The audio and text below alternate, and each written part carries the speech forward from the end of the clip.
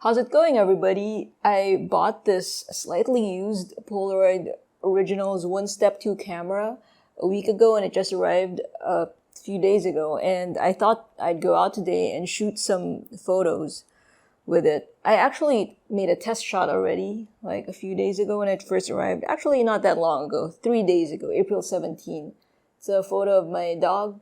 The thing is, each print costs more than Fujifilm Instax prints, so I didn't really want to go around shooting like up a storm of the dog and just selfies of myself. It's like a waste of money. So I waited a few days later, and today I actually had to go out to do some errands, and I thought, you know what, I'm gonna try to use up this pack, shoot some interesting stuff. This is not how I actually normally shoot, by the way, with analog cameras. I just tend to shoot what's interesting or what's suitable for the medium. So I just don't want to go around shooting 8 shots. Let's use up this entire pack. Or if I had a roll of film, I don't want to shoot up the entire roll in one sitting. This is why I end up having like a bunch of cameras with half used up roll just rotting there. I decided to get this because it was slightly used. It was for a good price. And since I'm going to be stuck here for the foreseeable future, COVID surge 3.0, I thought, why not try a new quarantine hobby? So here we are. The first place I went to was in San Juan, in Aurora Boulevard, in Metro Manila, Philippines. That's where we are. I saw this very cool social distancing sign actually when I was driving past that area like weeks ago. Now that I have this 1-Step 2, I thought, you know what, I'm gonna go there, I'm gonna use this to shoot a photo of that wall behind the scenes. Okay, so I shot it in this kind of a small alley. There was a Jeep moving past and all that, and this is the social distancing sign. It's very random. It is just white hand painted on a wall, and then they made the back, but the rest of the wall is just unpainted, unfinished. I had to wait for the people to walk by, and there was a tricycle, and here I am. I stood on the sidewalk opposite the social distancing sign. I set up my regular camera to film up the behind the scenes footage, but it took me a couple of tries to find the right position because I'm not so, as you guys notice, for digital, I shoot a lot of ultra wide angle. I'm not very used to this focal length where you kind of have to step really back. Usually with my ultra wide lens, I get really close. I had to step back, and this is it. This is the social distancing picture. It took like around 10 minutes to develop. After it got ejected, there's this thing here. As you could see, it protects the undeveloped part. The bottom, if you flip it over, is just plain black. So that dark thing after initial ejection, it covers that part. I must have prematurely taken it out and then expose it to the sun because there are these light leaks up on top and the bottom. They look just like my first experimental photo of the dog, all these light leaks. I stupidly exposed it to the sun. Flipping it, could have just not flipped it out like that and exposed it to the sun. So lesson learned. And as I did not have a bag at the time with me, I just stuck the print in my pocket. I wasn't wearing like tight jeans anyway, so it fit my pockets. So I actually wanted to shoot this cool water pump just beside the social distancing sign, but it was obscured by a truck. So moving on, there was a no parking sign to the right of the water pump after the social distancing sign. I actually have a series on various no parking signs, hand-painted no parking signs. You could check out the link in the description below. It's one of my ongoing photo projects. I've been at it for like 5 years now. There's just a lot of handwritten no parking signs here because people just park everywhere. So this one turned out a little better. After I took it out, I did not expose the undeveloped part too long to the sun. You could see the light blue part. When it was still like not yet fully developed, I stupidly showed off the social distancing sign again while it was still being developed, which ruined it, like all the light leaks. Not to worry, by the way, I have a digital copy of this photo. And the other one is partially developed, was still like light blue anyway. I stuck it in my pocket. And I finished shooting these two at 10:42 a.m. So it is pretty hot then. It was close to noon. This is a little corner store thing. It was the same side of the street where I was standing shooting the no parking sign and the social distancing sign. It's not the same side as those signs.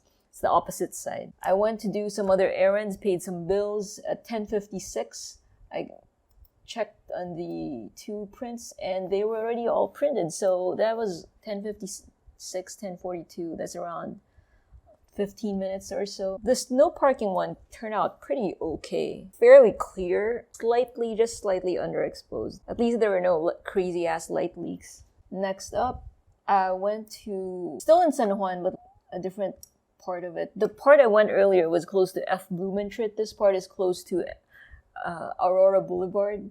There was an overpass between UERM and the other side. This is the overpass. Just basically walking around looking for spots that would make for cool shots. As I mentioned already, these prints, they cost more per print than Fujifilm Instax Wide or Instax Mini or even the Instax Square. So I didn't really just want to randomly shoot shit. Here I stood here and I stupidly climbed up this little ledge. Kind of made me woozy because I'm kind of afraid of heights.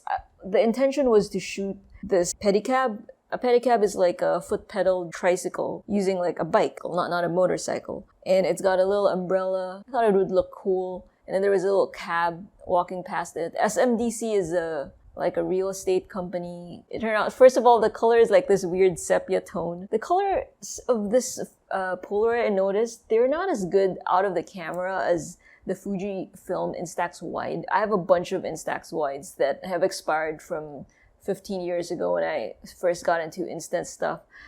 And my Instax Wide camera, it died, so I just didn't buy anymore. So I still have a bunch of expired film. But when I was shooting Instax before, the colors look way better out of the camera. I don't know why. I mean, if you think about it, they're both toys. They're not actual legitimate photographic equipment. So there are not really many settings to, literally there were none. There's a flash exposure compensation and you could suppress the flash and that's it. It's just very basic. I should have probably just bought a new Instax Wide camera and tried out my decade-old expired film versus buying a brand new camera. Well, it's not brand new. I got it slightly used, but you get the idea. A totally new system. Well, I bought into the hype. And Instax Wide films, they're cheaper too. Ejected it. The protector came out protecting it, so I took it out and immediately stuck it in my pocket instead of foolishly exposing it into the sun. So at least it may be a failed photo in the sense that it sucks and it may have a terrible color, but at least it didn't have light leaks.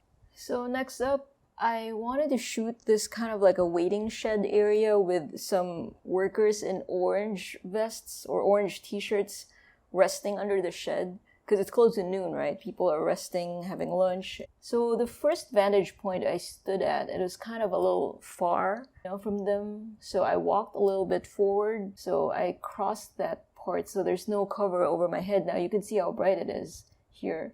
Overlooking that is the little sheds. I kind of bent down there. And if you noticed, I flipped my cap towards the back. So the brim is, I look like some 1992 loser, but I needed to do that because when you're bending down like this, the brim of the cap, it hits the front part of this camera. It's like very chunky. No choice, I had to do that. It was not a sartorial choice. The picture ejected and there was a dark thing covering it, protecting it, so I took it out immediately, did not really expose the blue part, the partially developed part to the sun that much, and then I crossed back to the other side again. And I thought this was funny. There was a random thing here that says Yeezy Dude. Earlier that was where I was, right? The Yeezy Dudes part. But then I walked back to where I originally came from, like where I climbed the stairs from. You could see the flash pop here. I was actually shooting this Jeep and a bunch of cars resting along this canopy of trees. One modern cartridge of Polaroid 600 or Polaroid I-type takes 8 photos. It's not like 10 photos of before, okay? You want more details, look it up online. I'm not really an expert in these. Obviously, I bought new stuff because I didn't want to buy like old expired stuff. If I wanted to experiment with expired film, I have a bunch of expired Instax Wide film. I have a bunch of Kodak 120 films. So I haven't even finished using those up. They're like expired a decade or more. It's just now 8 photos per pack. Just so that just so you remember. And my first photo was the one of the dog from 3 days ago when I first got the camera. Since I got it secondhand, I had to test it if it was working, right? About 8 photos, one of the dogs, so 7 photos that I shot today. And how do you know like how many shots you have left? They have this little LED indicator thing on top. There are 8 light things. And if they're all yellow, that means you have 8 photos that you could shoot. And at this point, I only had two photos left. So you can see there are only 2 orange dots and the indicator up top. Then I went back down. So this is where I came from, this part. I was just looking around, basically, trying to see what's good to shoot. I wanted to shoot the sign. It's kind of like this Art Deco-ish thing, like of the hospital, but then, I don't know, it was hard to like find a good spot to stand because with all the cars, so the angles were all looking weird.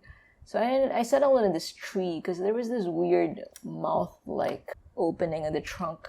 Thought it would like make for a cool frame. It took me maybe a minute to find a good spot to stand, to get a good angle, and there, film has ejected again. At this point, it was 11:23, so this is the photo. Kind of looks a little lewd.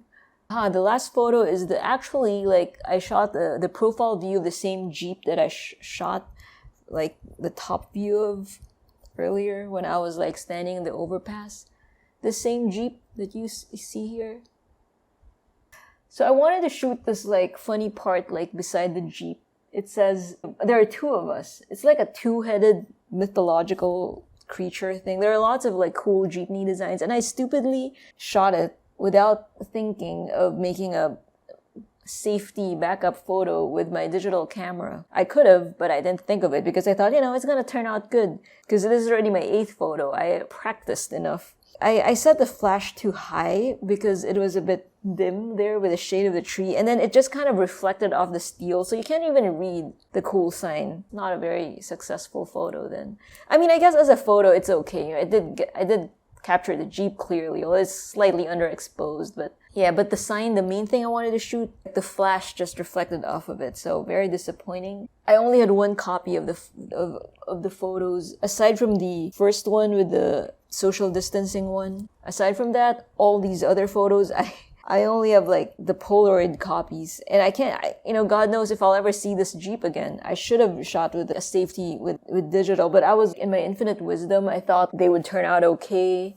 And I wanted them to be one of a kind without digital camera duplicates. That is what my wisdom has led to. It took me like a couple of minutes to find a good spot to stand to actually take the photo.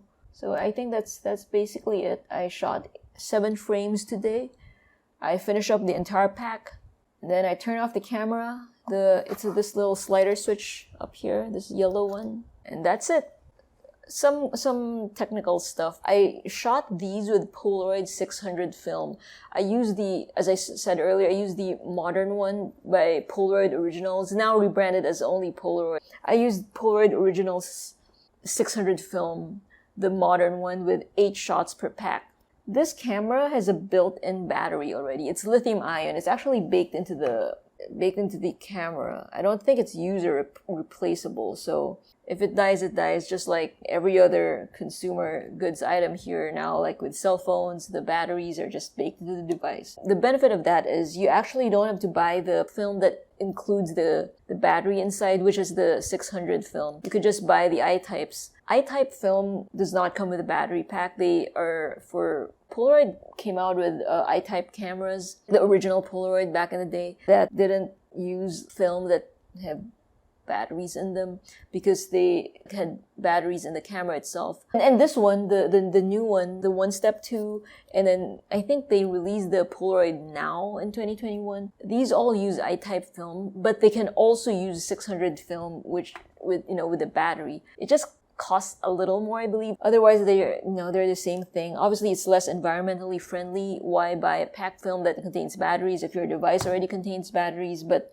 the reason I bought the Polaroid 600 film was because I actually have a Polaroid 600 camera that I got secondhand also a decade ago when I was in my Fujifilm Instax wide phase. But I never, during the time I got that back in 2008, Polaroid Originals was just starting. It was very hard to get those branded Polaroid Impossible Project 600 films for these. I just ended up not using this.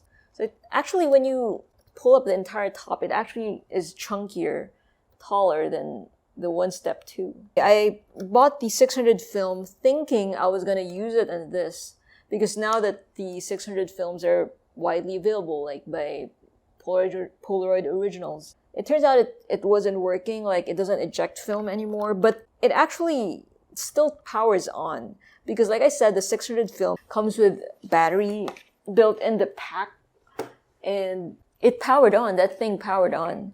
I knew it powered on because that model is like the talking camera model. So when it powers on, it has a little speaker that says stuff like a greeting. I couldn't make out what it was saying. That was a failure. Luckily, it didn't ruin the film, the fact that that old camera, the vintage Polaroid, wouldn't eject it. So I bought this One Step 2 to be able to try out that pack of film. Again, 600 film contains the battery already, which you don't need for the One Step 2.